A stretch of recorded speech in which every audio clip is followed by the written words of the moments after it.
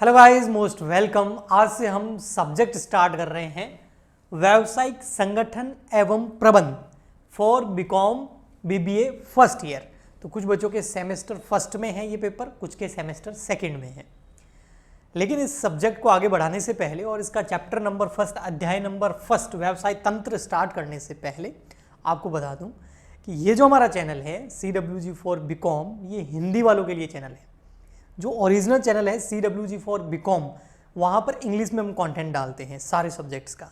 तो वहाँ पर हिंदी मीडियम वाले बच्चों से बहुत सारे कमेंट्स एंड मैसेजेस आते हैं कि सर हमारे लिए हिंदी में भी अपलोड कीजिए। तो इसलिए मैंने CWG फॉर बीकॉम हिंदी में ये चैनल बनाया है, ताकि हिंदी वाले जो बीकॉम और बीबीए के स्टूडेंट्स हैं उनको भी हम हेल्प कर सकें। ठीक है, तो आप ज़्यादा से ज़्यादा इस चैनल को शेयर कीजिए अपने सारे हिंदी मीडियम स्टूडेंट्स के साथ, ताकि वे भी फटाफट आ जाएं और हम हिंदी के अंदर यहाँ पर बहुत सारे सब्जेक्ट्स अपलोड करें। तो आपका सपोर्ट रहेगा तो रेगुलर और कंटिन्यू वीडियो इस चैनल पे, नए चैनल पे भी आएंगे। चलिए, व्यावसायिक संगठन एवं प्रबंध, ये जो सब्जेक्ट है जिसको बिजनेस इंग्लिश के अंदर बिजनेस ऑर्गेनाइजेशन एंड मैनेजमेंट बोलते हैं। यहाँ पर आप देखोगे तो दो चीज़ें हैं, एक तो है व्यावसायिक संगठन और एक है प्रबंध। तो दो टॉपिक है उस पूरे सब्जेक्ट में जो हमको कवर करने हैं, और ये दोनों ही एक दूसरे से रिलेटेड ही होते हैं, है ना। ठीक है, फर्स्ट चैप्टर व्यावसायिक तंत्र, है ना, कि बिजनेस का जो सिस्टम है वो क्या है। तो देखिए व्यवसाय क्या है, अब ध्यान से समझना, एक बार में याद हो जाएगा। व्यवसाय का अर्थ ऐसे किसी भी धंधे से है। सबसे पहले क्या बोला, व्यवसाय का अर्थ किसी भी धंधे से है। ओके, कौन सा धंधा जिसमें लाभार्जन का मतलब समझते हो क्या होता है? लाभ को अर्जित करना, लाभ को कमाना, लाभार्जन। तो ऐसा कोई भी धंधा जिसमें लाभार्जन, लाभ कमाने, लाभ अर्जित करने के उद्देश्य से व्यक्ति विभिन्न प्रकार की क्रियाओं में, एक इंसान एक्टिविटीज तो बहुत करता है, क्रियाएं तो बहुत करता है। अब हम आगे एक इंसान की क्रियाओं को दो पार्ट में डिवाइड करेंगे, लेकिन यहाँ जो क्रिया की जाने वाली है वो कौन सी है? लाभ कमाने के उद्देश्य से की जाने वाली क्रिया। ओके, तो कोई भी ऐसा धंधा जिसमें कोई व्यक्ति लाभ कमाने के उद्देश्य से कोई क्रिया करता है और उस क्रिया को नियमित करता है। नियमित बहुत जरूरी है। जो बिजनेस होता है ना, व्यापार होता है ना, उसमें क्रय विक्रय यानी कि खरीदना और बेचना कंटिन्यू चलता रहता है, निरंतर चलता रहता है, सतत चलता रहता है। ऐसा नहीं होता है भैया आज हम परचेज करके सेल करेंगे फिर 12 महीने तक हम कुछ नहीं करेंगे, उसको फिर व्यापार नहीं बोलेंगे। ठीक है, तो ऐसा कोई भी धंधा जिसमें लाभ कमाने के उद्देश्य से कोई व्यक्ति नियमित रूप से उन क्रियाओं को करता है। अब ये क्रियाएं कौन सी? एक्चुअल में क्या है ना, इंसान है ना, दो क्रियाएं करता है ना। कोई भी इंसान जो है ना वो दो तरह की क्रियाएं करता है। एक क्रिया करता है वो आर्थिक और एक अनार्थिक, जिसको इकोनॉमिक एक्टिविटी बोलते हैं। आर्थिक क्रियाएं और एक अनार्थिक क्रियाएं। जो आर्थिक क्रियाएं होती हैं उसको इंग्लिश में इकोनॉमिक एक्टिविटी और नॉन इकोनॉमिक एक्टिविटी। आर्थिक मतलब, आर्थिक शब्द का मतलब क्या है? आर्थिक, इकोनॉमिक, पैसों से रिलेटेड। ऐसी क्रिया वो इसलिए कर रहा है ताकि उसको इसके बदले में क्या मिलेगा? लाभ अर्जित होगा, फायदा होगा, है ना। तो इस क्रियाओं के अंदर वे सारी क्रियाएं शामिल है जो लाभ कमाने के उद्देश्य से की जाती है, उनको आर्थिक क्रियाएं बोलते हैं। और इन्हीं आर्थिक क्रियाओं के अंदर जब कोई व्यक्ति रहता है व्यस्त, क्या रहता है? व्यस्त रहता है, बिजी रहता है, तो उसी को हम बोल देते हैं व्यवसाय।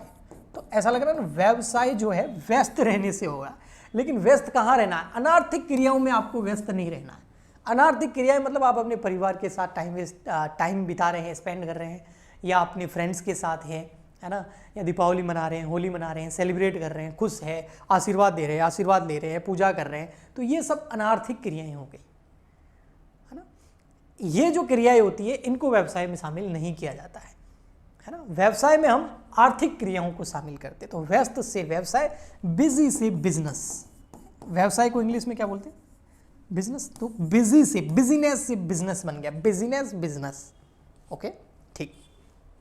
तो आप इतना समझ गए कि जो हम लाभ अर्जित करने के लिए जो क्रियाएं करते हैं किसी भी धंधे के अंदर, तो वो क्रियाएं कौन सी होती है? आर्थिक क्रियाएं होती है, अनार्थिक क्रियाएं नहीं होती है। ठीक है, ओके। व्यवसाय की विशेषताएं, व्यवसाय की विशेषताएं क्या क्या है, एक व्यवसाय के अंदर, एक व्यापार के अंदर क्या क्या विशेषताएं होती हैं। अब आप इतना तो समझ गए होंगे कि ऐसा कोई भी धंधा, धंधे का मतलब हो गया अगर हम कुछ खरीद रहे हैं, बेच रहे हैं, या मैन्युफैक्चरिंग भी कर रहे हैं, निर्माण भी कर रहे हैं किसी वस्तु का, है ना, कच्चा माल लेके उससे कुछ नई वस्तु तैयार भी कर रहे हैं, है ना। फॉर एग्जाम्पल के लिए आलू लाए, उससे चिप्स तैयार करके बेच रहे हैं, और ये कंटिन्यू आप कर रहे हैं, तो आप एक ऐसे व्यवसाय में, एक ऐसे धंधे में हैं जिसमें निरंतर आप खरीदना और बेचना कर रहे हैं और उसमें आप लाभ अर्जित कर रहे हैं, तो ये एक आर्थिक क्रिया हो गई और उसको हम व्यवसाय बोलेंगे, ठीक है। तो व्यवसाय की विशेषताएं क्या क्या है, इसमें ये सबसे फर्स्ट तो आएगा ही, ये एक आर्थिक क्रिया होनी चाहिए, अनार्थिक क्रिया नहीं होनी चाहिए। जैसे एक टीचर जो है फीस लेके स्टूडेंट्स को पढ़ा रहा है, तो एक आर्थिक क्रिया हो गई, लेकिन वही टीचर अपने घर पे अपने बच्चों को पढ़ा रहा है, तो वो अनार्थिक क्रिया हो गई। आया समझ में जी। तो आर्थिक क्रियाएं सारी व्यवसाय में शामिल की जाती हैं। वस्तुओं एवं सेवाओं का उत्पादन, है ना, व्यापार के अंदर वस्तुओं एवं सेवाओं का क्या किया जाता है, उत्पादन। उत्पादन को इंग्लिश में क्या बोलते हैं हम, प्रोडक्शन, ना, बहुत सुना होगा आपने, प्रोडक्शन, है ना, यानी कि कच्चा माल लाना और उस कच्चे माल से तैयार माल को तैयार करना, यानी कि कच्चे माल को तैयार माल में कन्वर्ट करने की जो एक प्रक्रिया होती है, एक प्रोसेस होती है, उसको हम उत्पादन बोलते हैं, उसे हम प्रोडक्शन बोलते हैं, ठीक है। हाँ, कई बार क्या इसका मतलब व्यापार में ओनली वही व्यापार शामिल है जिसमें कच्चे माल से तैयार माल को हम तैयार करते हैं, यानी कि प्रोसेस करके या प्रक्रिया करके, नहीं, वो तो है ही। इसके अलावा अगर आप तैयार माल ही खरीद के, फिनिश गुड्स जिसको बोलते हैं, तैयार माल ही खरीद के वापस उसको बेचते हैं, तो वो भी व्यवसाय है, वो भी व्यापार की कैटेगरी में आता है ना, जो उसको ट्रेडिंग बोलते हैं, ट्रेड करना, है ना, ठीक है जी।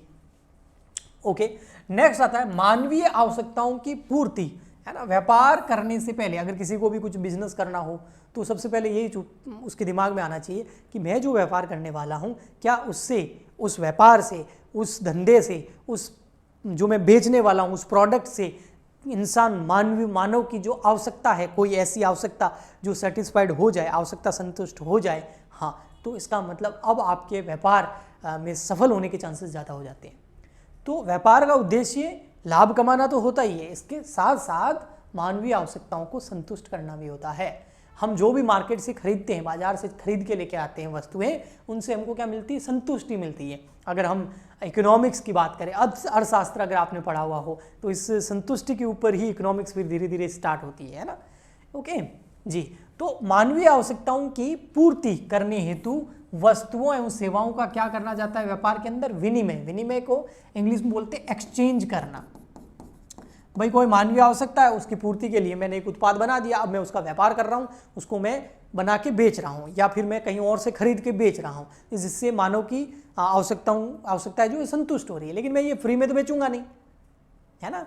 तो वस्तुओं या सर्विस, सेवाएं हो, उसका क्या होगा, विनिमय। विनिमय मतलब मैं अगर कुछ वस्तु दूंगा या फिर कोई सेवा दूंगा तो उसके बदले में कुछ वापस भी मिलेगा, इसको बोलते हैं विनिमय, एक्सचेंज। तो हम तभी तो ऐसा होता है, मार्केट से कुछ खरीदते हैं तो पैसे देने पड़ते हैं, बेचेंगे तो पैसे मिलेंगे, यस। ओके, नेक्स्ट आता है नियमित वस्तुओं सेवाओं का विनिमय। ये जो विनिमय होता है ना, ऐसे नहीं कि आज बेच रहे हैं बस एक दिन के लिए व्यापार कर रहे हैं, फिर हम नहीं करेंगे, फिर हमारी मर्जी पड़ेगी तब करेंगे, ऐसा नहीं होता है ना। विनिमय कंटिन्यू चलता रहता है। जो भी लोग व्यापारी लोग होते हैं, सुबह सुबह जल्दी उठ के दुकान पे जाते हैं, रात को लेट आते हैं, पूरे दिन यही विनिमय करते रहते हैं ना। तो निरंतर होना चाहिए, ये कंटिन्यूटी बहुत ज़रूरी है, मोस्ट इंपॉर्टेंट है। लाभ अर्जन, इसका उद्देश्य जो है वो लाभ कमाना होता ही है, क्योंकि व्यापार में अगर लाभ नहीं कमाएंगे तो उस व्यापार में कभी बढ़ोतरी नहीं होगी और उस व्यापार का जो है हम एक्सपांसन नहीं कर सकते। एक्सपांसन नहीं मतलब उसका फैला नहीं सकते, उसको बढ़ा नहीं कर सकते। ओके, तो लाभ बहुत ज़रूरी है, लाभ नहीं हुआ तो व्यापार फिर ज़्यादा टाइम तक चलेगा नहीं। ओके, नेक्स्ट आता है प्रतिफल की अनिश्चितता। ये भी व्यापार की एक विशेषता है। अनिश्चितता को इंग्लिश में बोलते हैं अनसर्टेनिटी। अनसर्टेनिटी मतलब जैसे जो भविष्य होता है ना, वो अनिश्चित होता है, हमें कुछ नहीं पता कल क्या हो जाएगा। हाँ, मान के चलते हैं सब अच्छा होगा, लेकिन फिर भी अच्छा होगा, बुरा होगा, कैसा होगा, ज़्यादा होगा, कम होगा, कुछ नहीं कह सकते, है ना। अनिश्चितता रहती है। तो वही व्यापार में जो है किसकी अनिश्चितता रहती है, प्रतिफल की। प्रतिफल मतलब समझ गए, जो आप इतनी व्यापार के अंदर, व्यापारी बहुत मेहनत करता है, मॉर्निंग में जल्दी उठता है, पूरे दिन हार्डवर्क करता है, लेबर से जो उसके एम्प्लॉइज है उनसे भी करवाता है ना। तो बहुत हार्डवर्क लगता है, बहुत मेहनत लगती है, बहुत माइंड लगाता है, फुल 100% दे रहा है अपना, लेकिन फिर भी कोई ज़रूरी नहीं है कि उसका व्यापार सफल होगा ही होगा, क्योंकि व्यापार में अनिश्चितता रहती है प्रतिफल की, कि जो आपने मेहनत करके प्रोडक्ट बनाया और बेचा, ज़रूरी नहीं है सबसे पहले कि कस्टमर को पसंद आए, या पहले पसंद था अब पसंद नहीं है, क्योंकि जो ग्राहक है उसकी जो स्थिति है वो चेंज हो गई है ना। अब वो उस चीज़ को पसंद नहीं करता जिसको पहले करता था। फैशन में चेंज आ गया, फैशन में कोई परिवर्तन आ गया हो, या तकनीक में कोई परिवर्तन आ गया हो जिसकी वजह से आपका व्यापार बैठ गया, तो व्यापार में प्रतिफल जो कंसिडरेशन मिलेगा वापस, उसकी हमेशा अनिश्चितता बनी ही रहती है। इसलिए व्यापारी को जागरूक रहना पड़ता है। ठीक है, नेक्स्ट आता है जोखिम। जोखिम मतलब रिस्क तो रहता ही है भैया, है ना। कोई बड़े बड़े व्यापार पुराने टाइम में बहुत बड़े बड़े व्यापार थे, आज के टाइम में जीरो है, अभी जीरो है, अभी आगे हीरो हो जाएंगे, वो कुछ नहीं कह सकते। जोखिम रिस्क रहता ही रहता है। तो अब आप बोलोगे सर इसका मतलब हम एक काम करते हैं, हम तो भैया व्यापार नहीं करेंगे, क्योंकि देखो भैया यहाँ तो अनिश्चितता रहती है, प्रतिफल की रिस्क भी बहुत रहता है, हम तो जॉब करेंगे। तो जॉब भी तो व्यापार में करोगे, व्यापार नहीं रहेगा तो जॉब कहाँ रहेगी? समझ में आया? तो सैलरी भी तो नहीं मिलेगी। इसलिए जब मंदी आती है तब क्या होता है ना, सबसे पहले व्यापार बंद होते हैं, और व्यापार जैसे ही व्यापार का प्रॉफिट कम होता है, सेल्स कम होती है, बिक्री कम होती है, वो अपने एम्प्लॉयज़ को, कर्मचारियों को निकालना स्टार्ट कर देते हैं, छटनी करनी स्टार्ट कर देते हैं। फिर न्यूज़पेपर में आता है आज इस कंपनी ने 10,000 एम्प्लॉय निकाले, आज इस कंपनी ने इतने निकाले। एक एजुकेशन की है ना अकेडमी थी एक, है ना, उसने बहुत से एम्प्लॉयज़ को निकाला। एक जूस नाम से भी थी, अब पूरा नाम नहीं बोलूँगा मैं, आप समझ गए, उसने भी बहुत एम्प्लॉयज़ को निकाला। क्यों? क्योंकि भैया कभी बहुत अच्छा कमाते हैं, कभी कम भी कमाते हैं, तो वो एम्प्लॉय पे भी, जॉब पे भी पड़ेगा ही पड़ेगा फर्क। ओके, ठीक। तो ये एक व्यवसाय की क्या है, विशेषताएं हैं। नेक्स्ट आता है हमारा, फिर व्यवसाय पेशे से भिन्न है। बिल्कुल, व्यवसाय पेशे से भिन्न होता है। पेशा अलग होता है, व्यवसाय अलग होता है। पेशे को हम इंग्लिश में क्या बोलते हैं? प्रोफेशन। प्रोफेशन अलग चीज है और बिजनेस अलग चीज है, दोनों को आप एक मत समझना। प्रोफेशन के अंदर जैसे आपका डॉक्टर आ गया, जैसे इंजीनियर आ गया, कोई सी आ गया, चार्टर्ड अकाउंटेंट आ गया, ये सब डॉक्टर, इंजीनियर, चार्टर्ड अकाउंटेंट, ये सब पेशे हैं, प्रोफेशन है, ये व्यापार नहीं है। पता है क्यों नहीं है? क्योंकि व्यापार जो है ना वो एक सामूहिक क्रिया है, और या फिर बोल सकते हैं व्यापार जो है एक सोशल समूह में या सोशल समाज के लिए एक साथ प्रोवाइड करने वाली चीज़ होती है। जैसे सेवा ये भी देता है, डॉक्टर भी इलाज करता है और सेवा देता है, सर्विस देता है, उसको जो नॉलेज है उस हिसाब से मेडिसिन लिख के देता है, तो ये भी है। और व्यवसाय के अंदर जैसे आप रेलवे में सफ़र करते हो, वो व्यवसाय की कैटेगरी में आ गया। बट रेलवे में हर कोई चढ़ सकता है, एक साथ बैठ सकता है ना, ऐसा है। लेकिन प्रोफेशन जो है वो इंडिविजुअली दिया जाता है, व्यक्तिगत रूप से होता है ना। जैसे डॉक्टर आपका व्यक्तिगत इलाज करेगा, ऐसा थोड़ी है सभी मरीजों को बिठा देगा और आओ सबका इलाज एक साथ, ऐसे थोड़ी होगा, इंडिविजुअली एक, है ना। तो वो प्रोफेशन जो है वो इंडिविजुअली, व्यक्तिगत रूप से दिया जाता है, ये व्यक्तिगत रूप से नहीं दिया जाता है। बिजनेस जो है सबके लिए होता है। ओके जी। नेक्स्ट आता है आपका, डॉक्टर आपको एक 1 by 1 अंदर रूम में बुलाता है ना। अब किसी दुकान पे खरीदने चले जाओ, वो बोलेगा कभी यार बात 2 मिनट वेट करो, नहीं, अंदर भीड़ है तो भी बुलाएगा, है ना। बसों वालों को देखा नहीं, अंदर ठूस ठूस के भर देता है, तो वो व्यापार की कैटेगरी में आ गया। ठीक, ओके। व्यावसायिक क्रियाओं का वर्गीकरण। व्यावसायिक क्रियाएं जो हैं, यानी कि जो व्यापार है उसकी जो क्रियाएं हैं या उसके जो तत्व हैं या उसके जो प्रकार हैं, वो 3 टाइप के हैं। एक होता है आकार के आधार पर। आकार में 2 तरह के व्यापार होते हैं, एक छोटे और एक बड़े। ठीक है, बड़े पैमाने और छोटे पैमाने के व्यापार। स्वामित्व के आधार पर एक सार्वजनिक व्यापार होते हैं, कंपनीज होती है अधिकतर ये, और एक निजी भी होते हैं यानी कि प्राइवेट।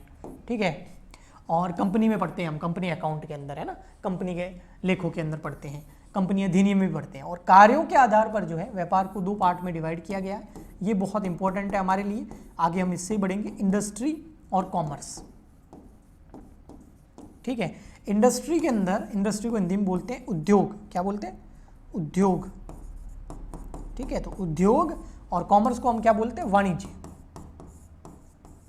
कॉमर्स को हम क्या बोलते हैं? वाणिज्य। तो उद्योग और वाणिज्य, ठीक है, ये 2 चीजें हैं। तो उद्योग और वाणिज्य जो है इनको हम डिटेल में पढ़ने वाले हैं। तो हम जो है हमारे सिलेबस में जो है व्यावसायिक क्रियाएं हमको कौन सी पढ़नी है डिटेल में? जो व्यावसायिक क्रियाएं किसके ऊपर बेस्ड है, इनका आधार क्या है? इनका आधार है कार्यों, यानी कि फंक्शंस के बेस पर। कार्यों के आधार पर उद्योग और वाणिज्य 2 भागों में बांटा गया है इसको। ठीक है, और आकार के आधार पर जो है छोटे और बड़े, और स्वामित्व के आधार पर सार्वजनिक और निजी। लेकिन हमको यहाँ पर ये पढ़ना है। ओके।